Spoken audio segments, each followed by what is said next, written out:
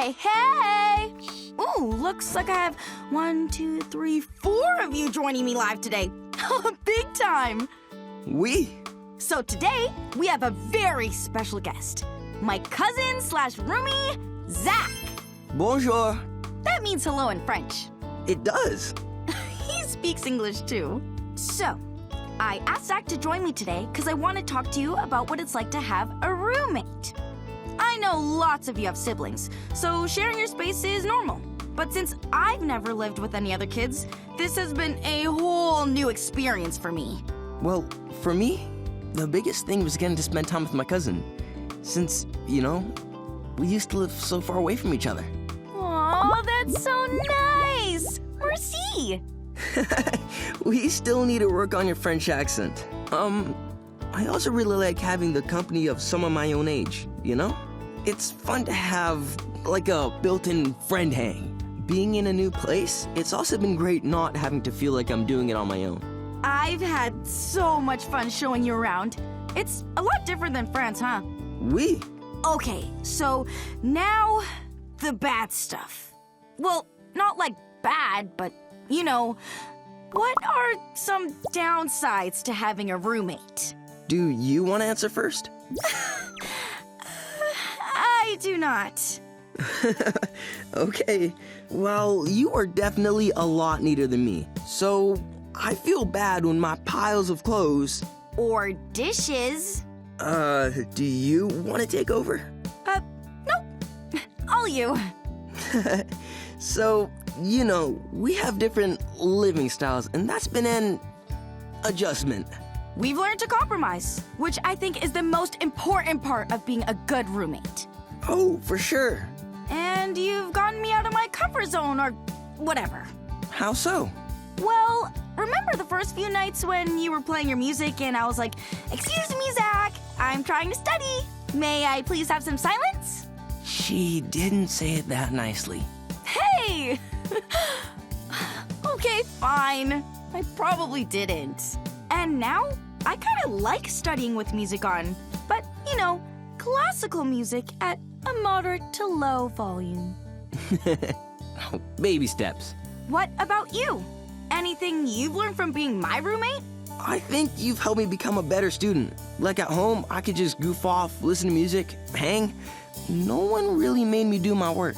Well, I wouldn't say I make you. No, you don't.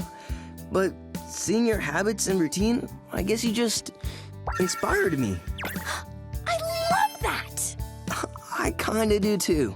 Aww, roomie moment! Well, thanks for joining me today. Looks like we got a few hearts. You mean likes? Looks like hearts to me. Either way, make sure to like and tell your friends about my vlog. Big mercies to Zach for being here. See you next time. À bientôt. Bye.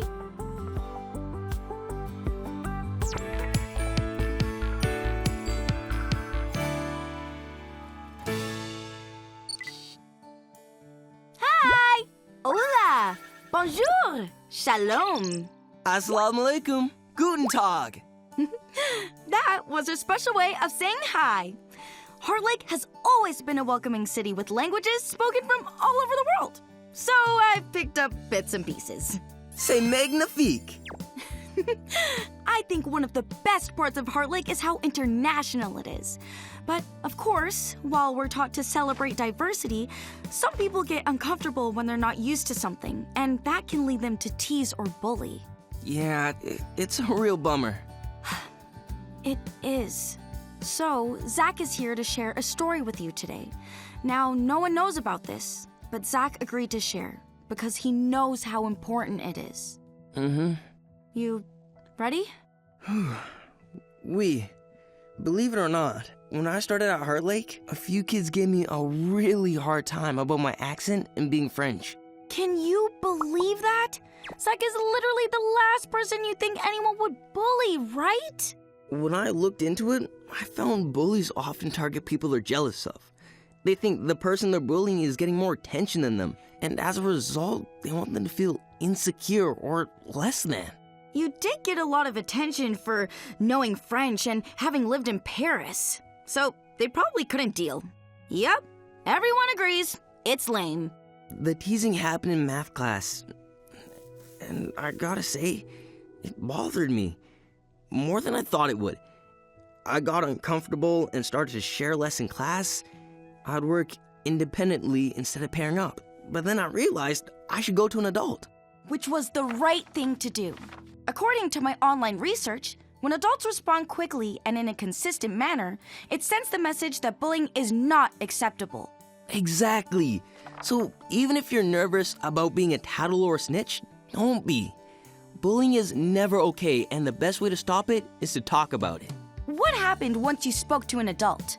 Well, with the help of my math teacher and the school principal, the bullies were stopped. The school even came up with a campus-wide bullying prevention strategy. All thanks to your being brave and speaking up. Yeah, I like to think I played a role in it. You did. So how were things in math class after that? Well, I gained my confidence back. I raised my hand more, I made more friends in class, and even taught them some French words.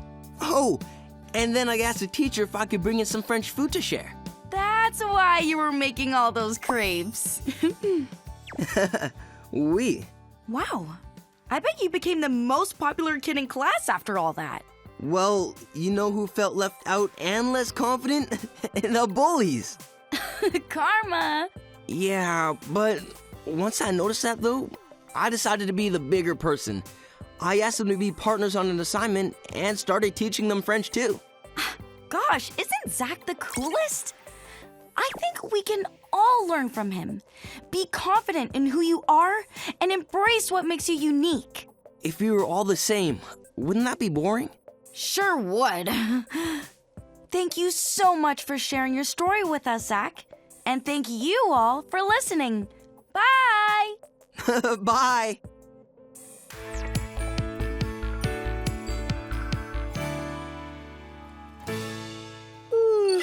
Good morning. Well, this could be any time of day for you, but for me it's morning.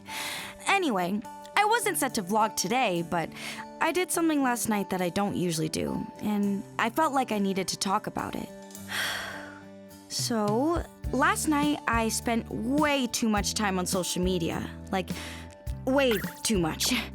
I probably have huge bags under my eyes now.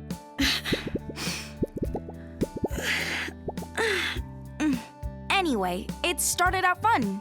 I was looking at pics of my favorite celebs and sports figures, and I spent like a half hour on this cat's page. He talks, like, actually talks. It was unbelievable. Then I looked at posts of kids at school, and maybe you can relate. The more time I spent looking, the worse I felt. It was a mix between FOMO and also like, wow, everyone's life is so much better than mine. It was a really terrible feeling. I want to go deeper into that, because I think it's something we've all felt when we've gotten sucked into the black hole of social media, right? It's an icky feeling. The first thing that I had to remember to get myself feeling good again was the old saying, you can't judge a book by its cover. Looks amazing, right? It totally made me wish I had a dog.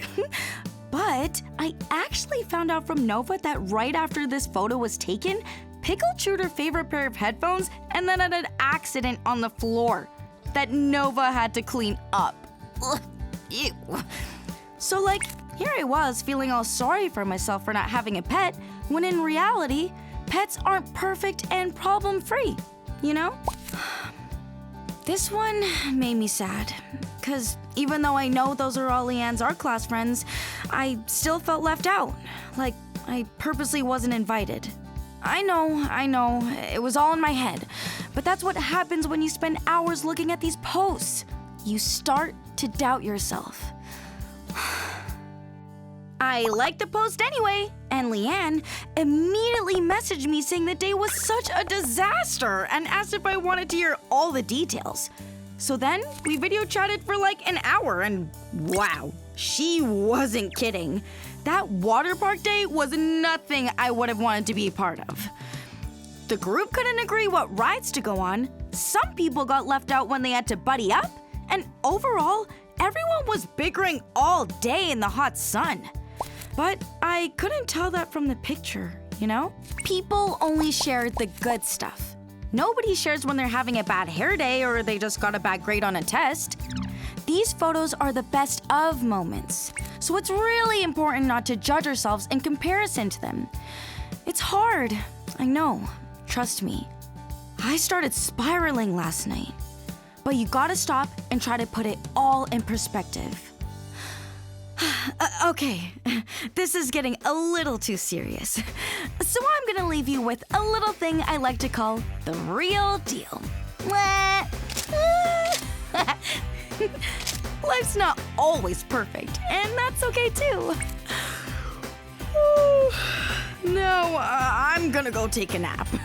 I stayed up way too late last night. Bye!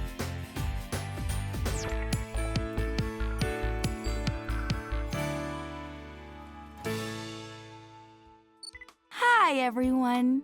Or shall I say, greetings, mindful friends. That's right. Your girl Aliya's got a little Zen master in her. Well, hardly a master, but anyway, my point is today, I want to talk about using art as a way to clear your mind and get relief from the day-to-day. I call it mindfulness, or being aware. Ooh, that makes my lips tickle.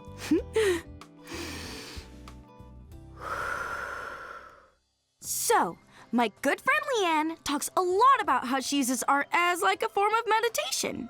Leanne says she's at her most zen when she's sketching. That's the feeling I get from riding horses. It really allows me to clear my head.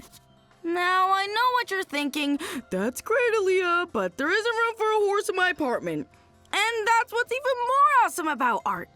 All you need is a pen and paper. It's mindfulness for the masses. Okay, so I was thinking we'd try an exercise today. But full disclosure, I am in no way trained to lead a meditation. So this is strictly for fun. But note to self, I should get trained in meditation. How cool would that be?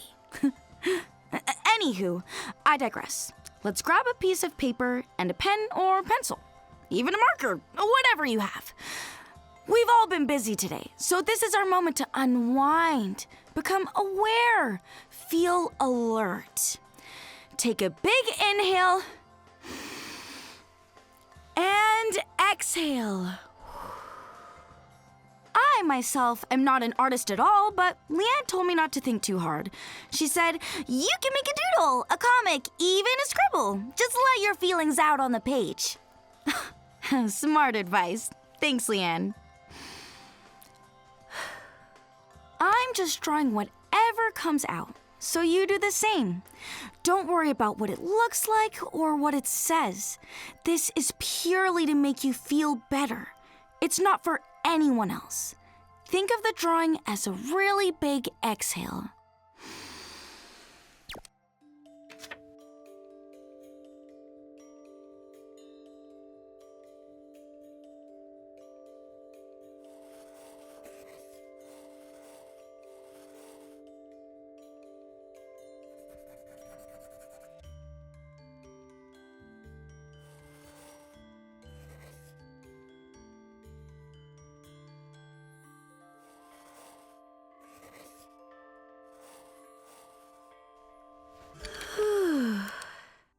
Time's up! Don't worry if your sketch is incomplete. That's not the goal of this exercise. All right, I'll show you mine first. This is a little embarrassing. It felt really good to do. Like I was letting out big feelings I had. Now, hold up yours. Even if I can't technically see it, it's good to share. I'm imagining some really cool drawings right now. Way to go! Well, I hope this helped some of you. I'm gonna try and do this exercise at least once a week as a way to take time for myself / clear my mind. If you think it would be helpful, you should try too. Hashtag self-care. Okay, that was dorky. See you next time.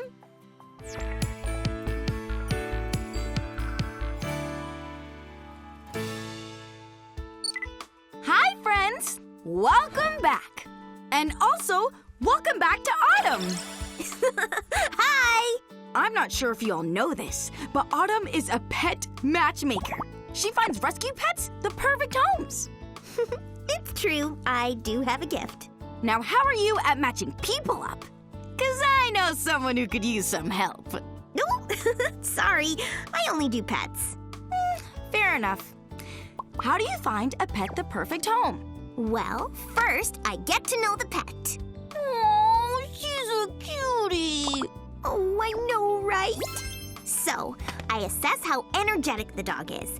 If they like little kids, if they like other dogs, if they're good on walks, stuff like that. I bet that could be super fun, but also maybe a little hairy. No pun intended. Oh my goodness. This one time, I took a dog who was new to the rescue on a walk, and let's just say it's a good thing I had my running shoes on. I'm guessing the dog walked you? Oh, she sure did. Phew. Okay, so the next thing I do is check the applications. No applications from kids are accepted. You need your caregiver's permission for this. Oh yeah, getting a pet is a very big deal. The whole family needs to be on board, especially your caregivers. 100%. Okay, so I'm gonna ask Autumn some true or false questions about a family and a dog to see if they're a match. We'll call our dog Daisy. Daisy is a small dog with a lot of energy. You've met Daisy? True or false? Daisy should go to a family with an older dog who's slowing down. Nuh-uh. False. Daisy would like a home with active children. True. Now, what happens if you think you found a match, but it doesn't work out? My rehoming center will take the dogs back. The last thing we want is an unhappy dog, or even worse, one left as a stray. Oh, that would be terrible. So, to avoid that, can you give us some pointers on how to care for a new pet? I'm gonna share my tips, but remember, if you're thinking about rehoming a dog, your local pet rescue will have lots of advice. Noted. Here are my top 5 tips for introducing a dog to a new home. First, set a space that's just for the dog. Whether it's a crate or a small area, it's good for the dog to get used to a small part of the home first. And make it special for them. Get the dog lots of toys and make them a comfy spot to call their own. I think Nova got Pickle like 3 special doggy beds. Oh, that's so sweet. Okay, number 2, be gentle and kind while getting to know your new pet. They might be naughty, but you can't be naughty back. No way! Step 3, offer treats and tummy rubs when the dog follows instructions. Doggies love being told when they're doing a good job. I love getting gold stars! Exactly! Now, this next one is very important. If you have other pets, introduce them slowly and don't leave them alone until you're sure they're both comfortable. Oh, I wouldn't have thought of that. Oh, smart. And finally, give your new dog lots of love. Who doesn't love love? No one I know. Getting a dog sounds like a lot of work. Oh, it is. But it's totally worth it. Thanks again for joining me, Autumn. And thanks to all of you for watching. See you next time. Bye! Bye!